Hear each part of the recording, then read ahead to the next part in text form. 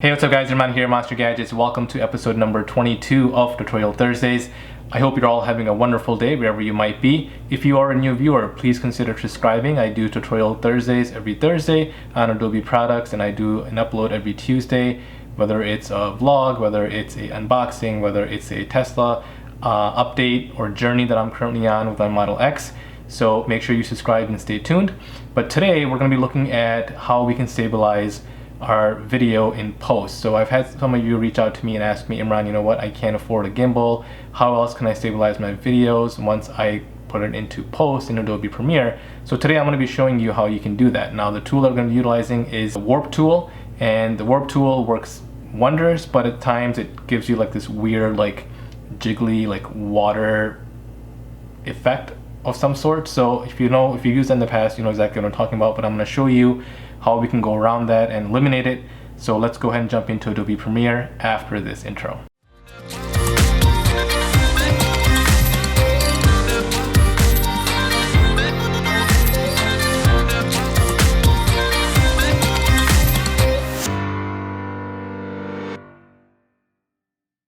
Alright guys, so here we are in Adobe Premiere, and I've got a couple clips loaded here. They're basically the same clip, but this is the original one that I'm going to show you, just to kind of give you an idea of how unstable this video was. Basically, I'm just here with my camera and I'm just walking with it so you can see how unstable it is because I'm not on a gimbal. So here it is.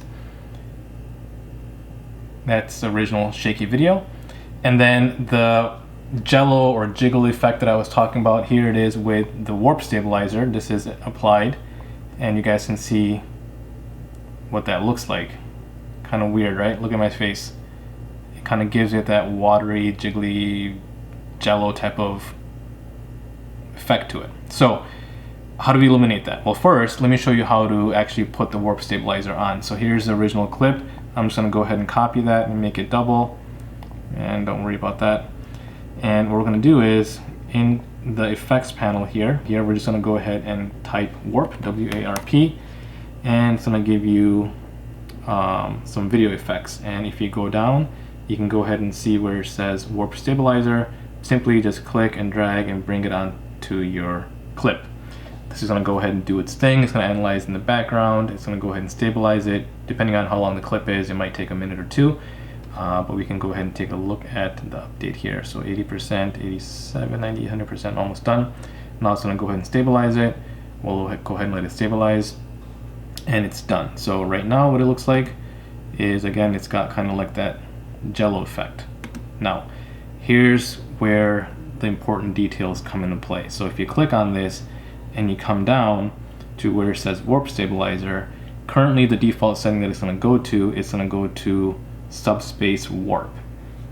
I don't know what that means. It's kind of just taking all the space and warping it, stabilizing it, I don't know.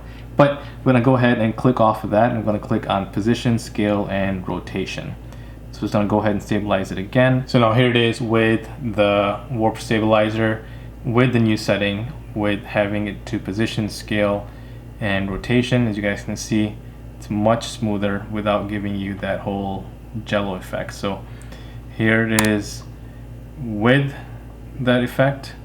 Here it is with just a normal warp stabilizer, and you guys can see right there. Take a look at my face. It looks extremely weird.